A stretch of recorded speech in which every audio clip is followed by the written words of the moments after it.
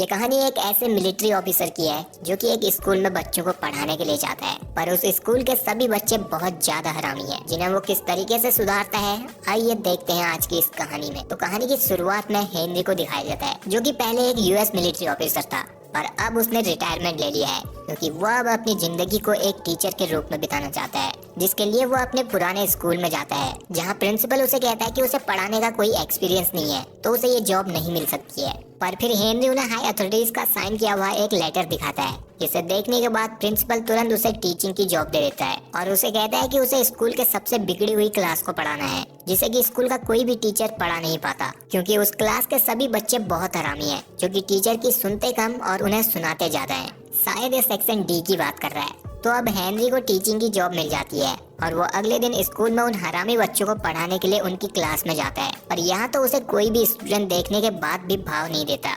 वो लोग ऐसा बिहेव करते हैं कि उनकी क्लास में कोई आया ही नहीं है और सब अपनी अपनी मस्ती में लगे रहते हैं। कोई क्लास में सोया हुआ है तो कोई गिटार बजा के लड़की को इम्प्रेस कर रहा है और यहाँ तक कि कुछ स्टूडेंट तो यहीं पर स्टोव जला के मैगी बना रहे हैं। स्कूल थोड़ी चल रहा है, ये तो कैंपिंग चल रही है और बेचारे हेनरी की तो कोई इज्जत ही नहीं है। तो अब हेनरी उन सभी बच्चों का ध्यान अपनी तरफ करने के लिए उन सभी के कामों पर कमेंट्स पास करता है। ए सुनो, मैगी 2 मिनट में थोड़ी बनती है, 10 मिनट लगते हैं, और तू पबजी के मरीज इधर दिखा, अरे तू तो नूब है। और इस तरह से वो सभी बच्चों का ध्यान अपनी तरफ आकर्षित करता है और फिर जब सभी बच्चे उसकी तरफ देखते हैं तो वो उन्हें अपना इंट्रोडक्शन देता है और अपना नाम और फोन नंबर बोर्ड पर लिखता है। पर उसकी हैंडराइटिंग देखकर वो सभी बच्चे उसका मजाक उड़ाने लगते हैं और हंसने लगते हैं। फिर उनमें से एक स्टूडेंट उसे कॉल करता है और उसे चुपचाप यहाँ से निकलने के लिए बोलता है, पर हेनरी इस बात को मजाक में लेता है और हंसने लग जाता है। तो अब वो हरामी बच्चे फिर से अपने पुराने कामों में लग जाते हैं, जो कि वो पहले से कर रहे थे, और वापस से हेनरी को इग्नोर करने लगते हैं।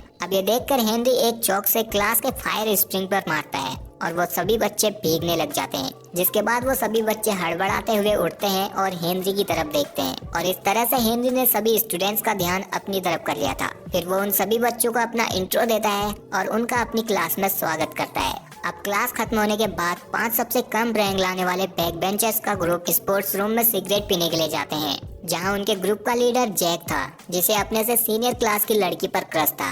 और ये बात जब उसके दोस्तों को पता चलती है तो वो लोग उसका मजाक उड़ाने लगते हैं। और तभी इधर स्कूल के अमीर और बिगड़े हुए बास्केटबॉल प्लेयर के बच्चों का ग्रुप आता है, जो कि इन दोनों से बहुत चिढ़ते हैं और ये दोनों ही ग्रुप एक दूसरे के दुश्मन हैं। वो लोग जैक का मजाक उड़ाते हैं क्योंकि वो बेचारा बहुत गरीब है।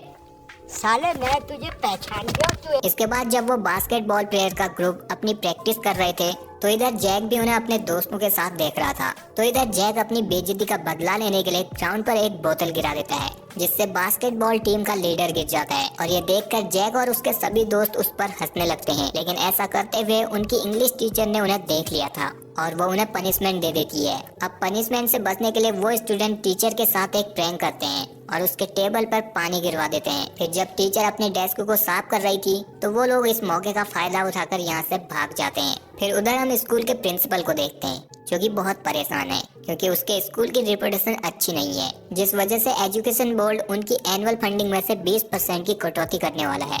इसलिए स्कूल में एजुकेशन बोर्ड से कुछ लोग भी आए थे, क्योंकि वो जानना चाहते थे कि क्या वो स्कूल सही से चला रहे हैं या नहीं और वो किस तरह से स्कूल में फंडिंग का इस्तेमाल करते हैं। अब हेनरी अपनी क्लास में उन बच्चों को पढ़ाने के लिए जाता है, पर उधर क्लास में उन सभी स्टूडेंट्स ने उसके साथ प्रैंक करने के लिए दरवाजे के ऊपर एक पानी का बकेट रखा था। पर जब हेनरी दरवाजे को खोलता है तो वो उस गिरती हुई बकेट को मारकर दूर फेंक देता है और ये देखकर वो सभी बच्चे हैरान हो जाते हैं।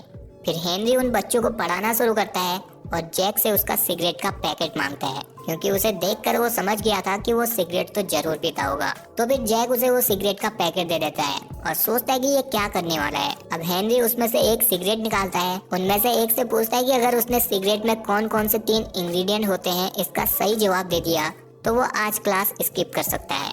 तो वो स्टूडेंट उसे वो तीनों इंग्रेडिएंट बता देता है और उन्हें एक टिप भी देता है कि अगर वो लोग इसे पेपर में बनाकर पिए तो बहुत मजा आएगा। तो अब हेनरी उस स्टूडेंट को आज की क्लास स्किप करने की परमिशन दे देता है, क्योंकि उसने सही आंसर के साथ उसे एक टिप भी दी थी, जिसे देखकर वो सभी बच्चे अपने डेस्क को बजाकर जिद करते हैं कि उन्हें भी क्लास स्किप करने का मौका मिलना चाहिए। तो अब हेनरी उन सभी स्टूडेंट्स को एक एक सिगरेट निकाल कर देता है और उनसे पूछता है कि सिगरेट पीने से क्या होता है। वो अच्छी तरह जानता था कि अगर उसने ऐसे ही सिगरेट पीने के नुकसान बता दिए तो वो लोग उसकी बात पर ध्यान नहीं देंगे, इसलिए वो उन्हें बताता है कि सिगरेट पीने से उनके फेफड़ों में तार कैसे जमता है। ये पहली बार था कि क्लास के सभी बच्चे उसकी बातों को ध्यान से सुन रहे थे और पढ़ने में अपना इंटरेस्ट दिखा रहे थे। फिर बेल बजने के बाद हेनरी उन सभी बच्चों को अपनी सिगरेट वापस करने के लिए कहता है और ना चाहते हुए भी जैक और उसके साथियों को भी सिगरेट वापस करनी पड़ती है। फिर उसी दिन कैफेटेरिया में बास्केटबॉल प्लेयर का कैप्टन जैक के एक दोस्त ब्रूस को गिरा देता है। फिर क्या था, इन दोनों ग्रुप की आपस में भसड़ चालू हो जाती है और वो लोग एक दूसरे पर कुर्सी टेबल सब कुछ फेंकने लग जाते हैं, जिसका नतीजा ये होता है कि हेनरी की क्लास के उन 5 बच्चों को टेम्परेरी सस्पेंड कर दिया जाता है, क्योंकि स्कूल अथॉरिटी उन 5 बच्चों को ही लड़ाई शुरू करवाने का जिम्मेदार मानती है। इसके बाद हेनरी जब प्रिंसिपल ऑफिस से बाहर निकलता है तो वो देखता है कि जैक अभी भी उन लोगों से लड़ रहा होता है। तो फिर हेनरी जल्दी से उधर जाता है और उन्हें रोकता है और जैक को शांत रहने के लिए कहता है, पर जैक गुस्से में कहता है कि यह स्कूल ही बायस्ड है, क्योंकि आज तक कभी भी स्कूल ने उन अमीर बच्चों को सजा नहीं दी थी।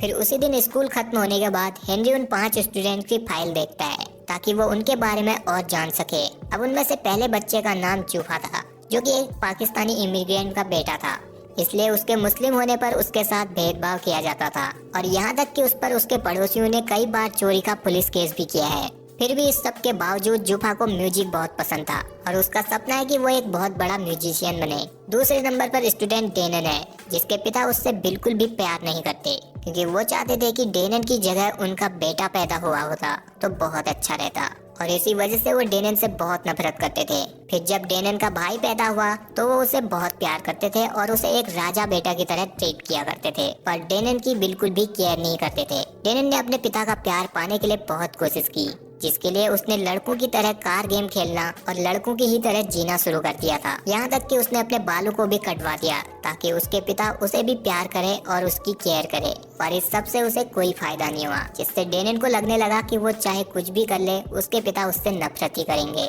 इसके बाद ब्रूस और क्रिस नाम के 2 भाई थे, जिनकी माँ बचपन में ही किसी और के साथ भाग गई थी, जिस वजह से ब्रूस के पिता को शराब की लत लग गई और ब्रूस ने इस रियलिटी से बचने के लिए खुद को वीडियो गेम की लत लगा ली। अब उसके और उसके पिता का ध्यान क्रिस ही रखता था और वो एक छोटे से ग्रोसरी शॉप पर काम किया करता था। फिर जब उधर हेनरी जैक की फाइल देखता है तो उसमें उसे जैक के बारे में कोई इन्फॉर्मेशन नहीं मिलती। इसके बाद हमें जैक को दिखाया जाता है, जो कि एक होटल में वेटर का काम किया करता था। वहाँ एक MMA फाइट में सट्टा लगाने वाला आदमी जियानिन आता है, जो अपने बिजनेस पार्टनरों के साथ यहाँ पर पार्टी करता है, जिन्हें कि जैक सर्व कर रहा था।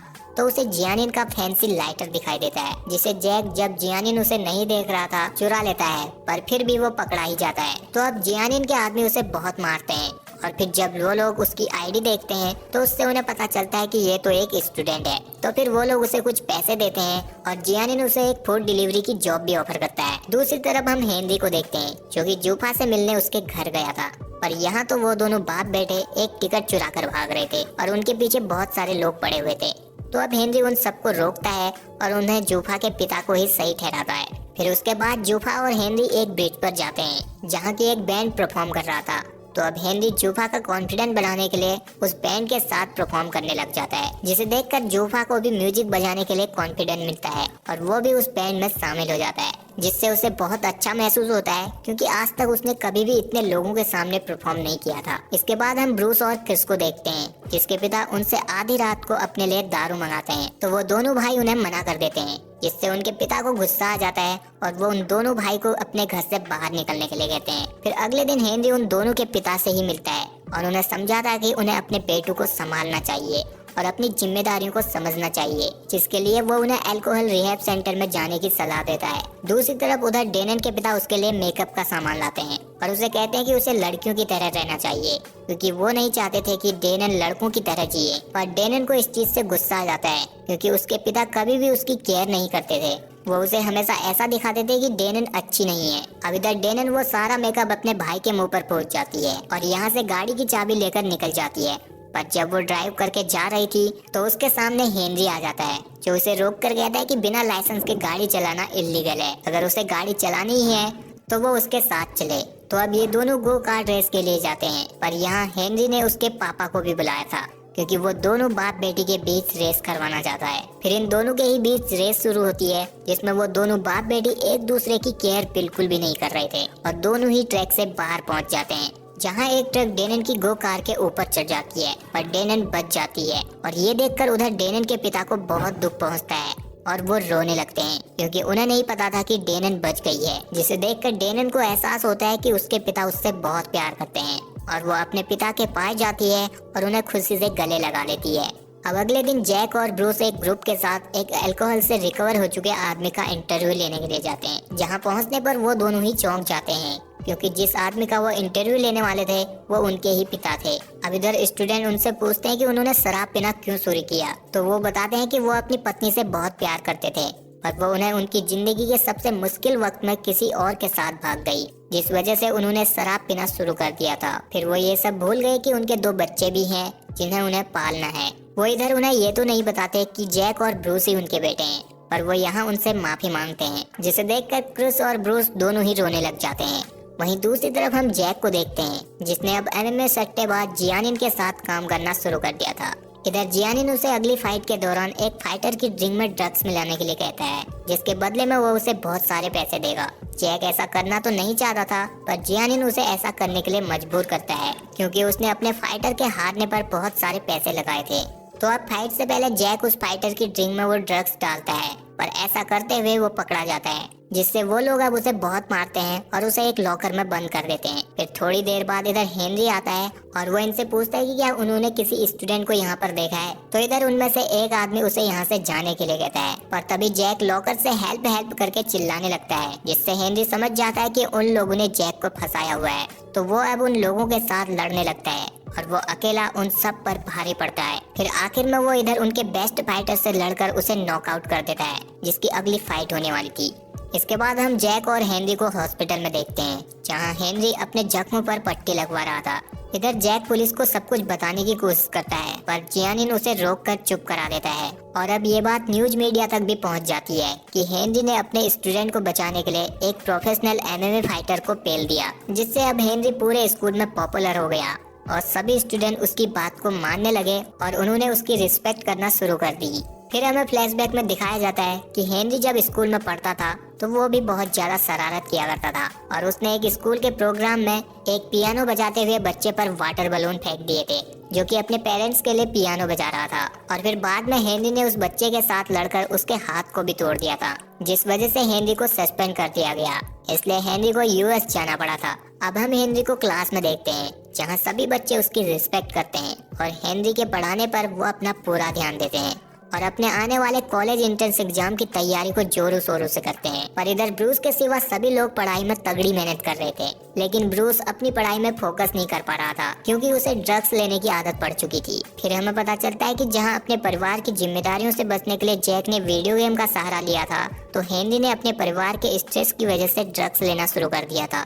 पर बाद में उसे लत लग गई, जिस वजह से वो अपनी स्टडी में फोकस नहीं कर पा रहा था, और इसलिए वो अपने मॉक टेस्ट में भी अच्छा परफॉर्म नहीं कर पा रहा था।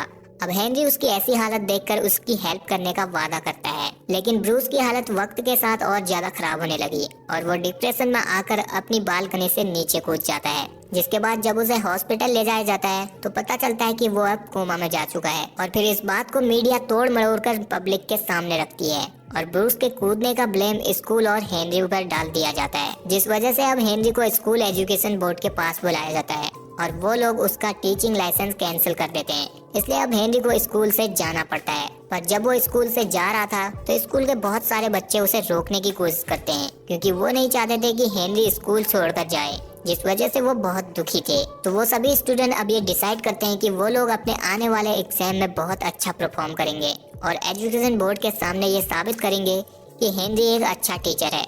इसलिए वो अब उस दिन से अपने आने वाले एग्जाम की तैयारी दुगनी मेहनत से करने लगते हैं।